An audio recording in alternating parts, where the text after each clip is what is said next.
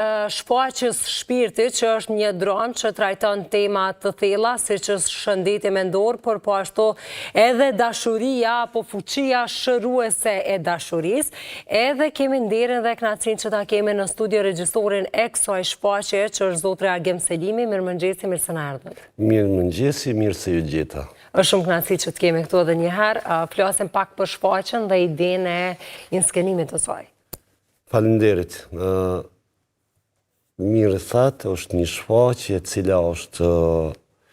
nga një vepër e Brian Weiss, një psikiatër amerikan. Shfaqja nuk ka qenë e shkruar në zhanrin e dramës, është adaptu dhe është dramatizu nga autori Agron Shala. Unë me profesion jam edhe psikiatër, mjek psikiatër, dhe këtë vepër e kam lexuar diku para një 12 viteve. Është një vepër e cila më kalon shumë mbresë dhe përveç si vepër letrare artistike, mund të them që edhe mu si psikiatër më ka ndru qasje në trajtimin e çrregullimeve në shëndet mendor, kështu që e kom pa me interes që këtë tekst t'ja ofroj publikut. Fatmirësisht ka ndodhur që këtë projekt me një shumë caktuar e ka përkrah Ministria Kulturës, Rinisë dhe Sportit. Mirë, po ndërkohë kemi pas një bashkëpunim me Art Polisin, dhe Art Polisi na ka ndihmuar që ta finalizojmë këtë shfaqje. Në këtë shfaqje luajnë 2 aktorë, një psikiatër dhe një kliente, një vajzë e cila i ka disa shqetësime të ankthit, depresionit, vështirësive në komunikim, çrregullime të raporteve me tjerë. Dhe gjatë shfaqjes kuptohet që këto probleme nuk vinë nga shqetësime e kohës tashme, mirë po këto shqetësime vinë nga jetë e përtejme dhe mënyra e trajtimit tradicional, psikoterapia tradicionale nuk funksionon, gjendja e saj nuk përmirësohet, mirë po nëpërmes hipnozës zbulon që nuk janë pikërisht problemet që zakonisht ne mendojmë që fillojnë prej fëmijërisë, prej mënyrës qysh na edukohemi, qysh na rritemi, me çfarë frikë rritemi, mirë po gjatë hulumtimit më tem kuptohet që gjitha këto shqetësime vinë nga jetë e përtejme dhe gjendja e saj është e vështirë si pasojë e atyre shkaqeve një tjera. Ky psikiatri zbulon që ky personazh ka jetuar 86 jetë, ka jetu në vendet ndryshme, në kohrat ndryshme, me njerëz ndryshëm, mirë po arrin që të spjegoj që edhe njohjen që e kanë pas këta ose qasjen në këtë jetë vjen nga jetë e kalume, sepse dikun një jetë kalume këta janë takue. Është një ekip e re e cila e realizon, janë 2 aktorë të mrekullueshëm, Drim Berisha dhe Albion Sahiti, luajnë për mrekulli, kanë bërë një punë titanike, një punë shumë të madhe, për arsye se 2 aktorë ta mbajnë një shfaqje e cila është shfaqje në një farë mënyre, mund të them edhe filozofike, ta mbajnë dhe publikun me një vëmendje aq të madhe, është shumë e vështirë, mirë po kam pas fat që kam punu me ta, edhe pse të ri, ndoshta pa përvojë, pa një eksperiencë të duhur, mirë po kanë qenë shumë bashkëpunues, saqë edhe unë tonë jetën punoj teatr,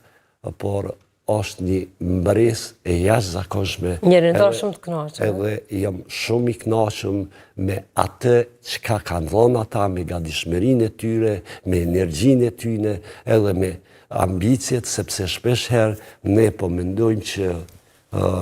brezat e ri nuk janë të përkushtuar si ma heret, mirë po unë them që ka shumë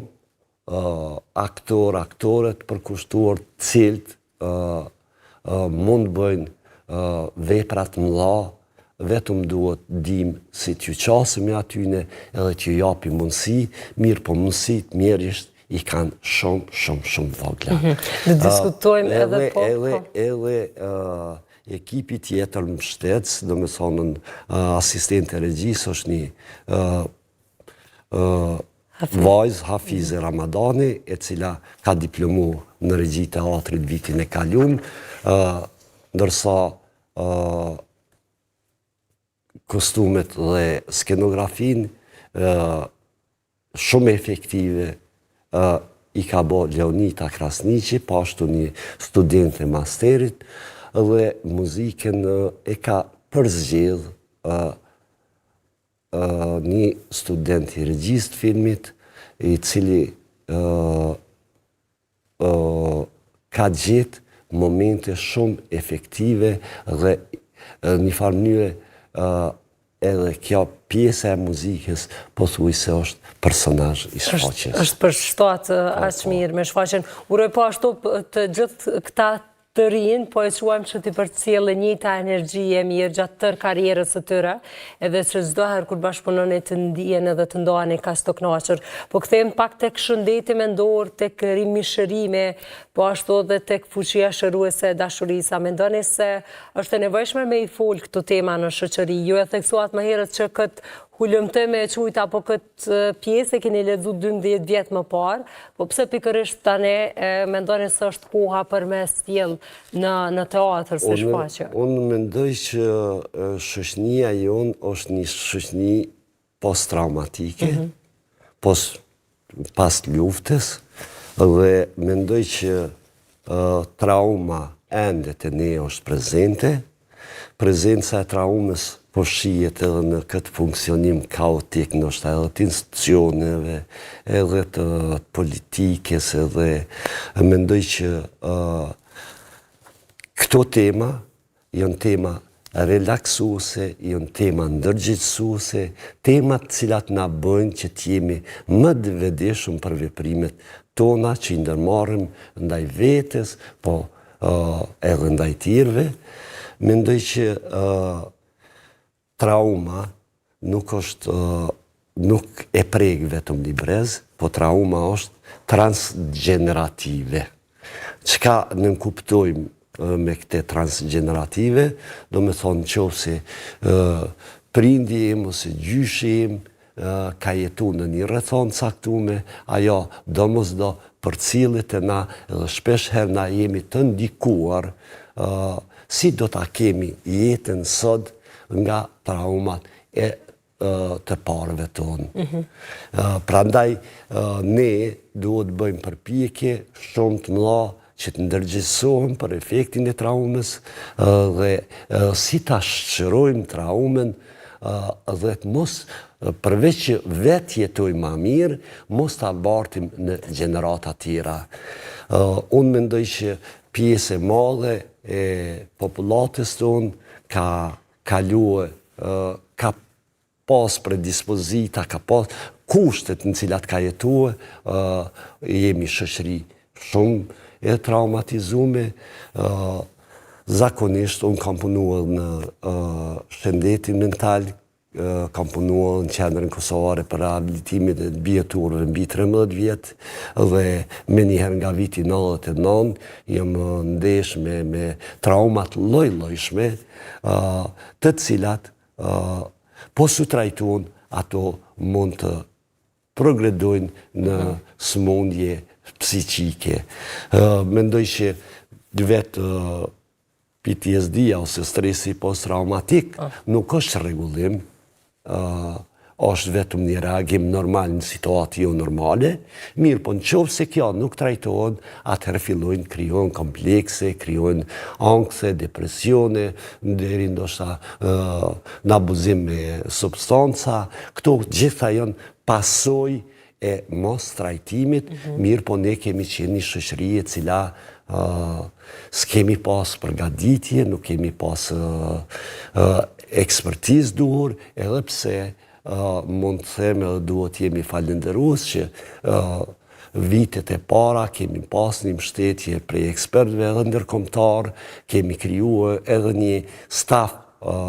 tonin i cili mirë po është ende i pa mjaftueshëm për t'i trajtuar gjitha problemet me të cilat ballafaqohet. Nështë ka pas të bëjë me mentalitetin edhe stigma që vazhdon dhe stigma, mentaliteti, unë mendoj që vetë lufta ka qenë një faktor që ka ndiku pozitivisht me heq stigmen, sepse njerëz kanë ardhur me lloj-lloj çrregullime në emrin traumës, trauma ka qenë e pranueshme, mirë po çrregullime tjera nuk kanë qenë pranueshme. Mendoj që ka një problem tjetër me strukturën e familjes, do me thonë ne nuk kemi pasur mbrojtje institucionale, tash dhe nga vitet 90 deri 99 edhe ashtu kemi qenë jashtë institucional, kemi jetuar në një sistem paralel, dhe mirë po mund të them që këto problemet shëndetit mendor një farë mënyrë i ka trajtuar familja brenda, familja ka qenë ai strumbullari i cili gjithmonë na ka dhënë zgjidhje, na ka këshillu, është kujdes, na ka mbështet emocionalisht, na ka dhënë kurajo, por me ndryshimin e familjes, problemet e shëndetit mendor po theksohen shumë ma shumë, për arsye se familja nuk është më ajo familja e madhe tradicionale që është mbështetëse, tash janë familjet e vogla dhe dinamika e familjes ka ndryshuar, kështu që prind edhe fëmijët ka mundësi që a shihen një orë, a nuk shihen për shkak të angazhimeve të shumta, dhe kështu që të rinjt një farë mënyre edhe fëmijët i mbesin stihist kohës, ndihen shumë vetmuar edhe pastaj mund të marrin rrugë ndryshme, cilat e rëndojnë shëndetin mental. Kjo shfaqja pak a shumë do të ketë një formë, do të jetë si në një formë vëdësuese dhe ndërgjegjësimi për shëndetin mendor, e po besoj që mundemi me thonë që edhe teatri po luan rol kështu shumë, kjo podiumi, skena në fakt. Unë mendoj që teatri është një mjet shumë i mirë për ndërgjegjësim. Mendoj që teatri, në qovë se shfrytëzohet mirë, mund të shndërrohet në teatr terapi. Dhe mendoj që kjo shfaqje ka elemente të teatri terapisë. Dhe shpesh herë psikiatri, psikologu mund të trajtojnë raste individuale ose terapi grupi. Mirë po, teatri bën terapi kolektive. Mjafton që prej 200 vetëve që shohin shfaqjen 2, 3, 5 të ndryshojnë edhe të ndërgjegjësohen, dhe të kuptojnë problemet e veta edhe të shohin forma se si mund t'i ndihmojnë tjerët. Flasim pak për vështirësitë, jo më herët i përmendët financimin, po ashtu edhe kurset, na trego për vështirësitë apo sfidat me cilat jeni përballë gjatë deri sot, deri kur keni ardhur tek premiera. Vështirësitë janë të mëdha sepse ky është një projekt i mbështetur nga Ministria e Kulturës, është projekt i individëve, kështu që mjetet me të cilat realizohet kjo shfaqje kanë qenë shumë të limitume, edhe pse e falenderoj shumë sepse mos kishte qenë ajo përkrahje, ndoshta edhe nuk do t'i shfillue, mirë po falenderoj në këtë rast edhe Art Polisin i cili na ka mbështet edhe po shpresojmë që edhe në tarmen do të na mbështet për arsye se unë mendoj që kjo shfaqje duhet bëj rrugën e vetë, duhet vizitoj bile të paktën 7 qendrat më të mëdha në Kosovë dhe të ndikojmë jo vetëm Prishtinë, mos të koncentrojmë teatri nuk krijohet vetëm Prishtinë. Unë po besoj që teatri në përgjithësi te na është në një krizë të madhe, sepse është një punë kolektive, mbështetje nuk e ka aq sa duhet dhe pak vepra po ngelin që të kenë një jetë gjatë. Ndoshta i tërë problemi është sepse repertori teatrave tona pak po caktohet ad hoc dhe nuk po shihen cilat janë nevojat e publikut, çfarë i duhet publikut dhe kjo në një mënyrë po e largon teatrin prej spektatorit. Unë mendoj që teatri i mirë është ai teatri i cili i shërben nevojave të publikut dhe e ndërqetëson, e ndryshon dhe krijon koncepte të reja për jetën. Po shpresoj që të gjithë ne kemi punuar ma shumë se 2 muaj punë, e cila punë është shumë e madhe, por mbi gjitha do ta kisha falendëruar ekipin tim, ata të cilët i përmenda më herët për një punë me të vërtet kolosale. Gjithashtu dhe ne i falenderojmë edhe uroj që me këtë kanë marrë mesazh edhe pjesa tjetër e audiencës spektatorëve cilët mund të jenë pjesë kësaj shfaqje tashmë e dini në qendrën Barabar. Në orën 8 sot. Në orën 8 sot, por që pritet edhe po pritet që ta ketë një reprizë në maj këtu në prap të njëjtin vend dhe pastaj besojmë që do të këtë shfaqje edhe në qytete tjera, sepse ekipi është i vogël, do me thonë edhe inskenimi i shfaqjes është bërë i tillë që mund të adaptohet në vendet ndryshme, në mënyrë që mos jemi të kufizuar nga hapësira ku e japim. Zotër Selimi, faleminderit shumë për kohën, shumë kënaqësi që ju pata këtu në studio. Faleminderit shumë edhe një herë dhe shpresoj që të shihemi edhe herave të tjera në vepra dhe në shfaqje tjera. Faleminderit shumë.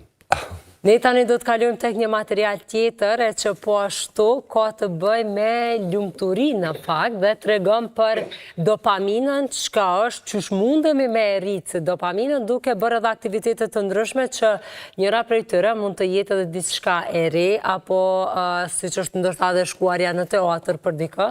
një shfaqje e re, një aktivitet i ri, krejt diçka tjetër e tash do ta kuptojmë përmes këtij materiali.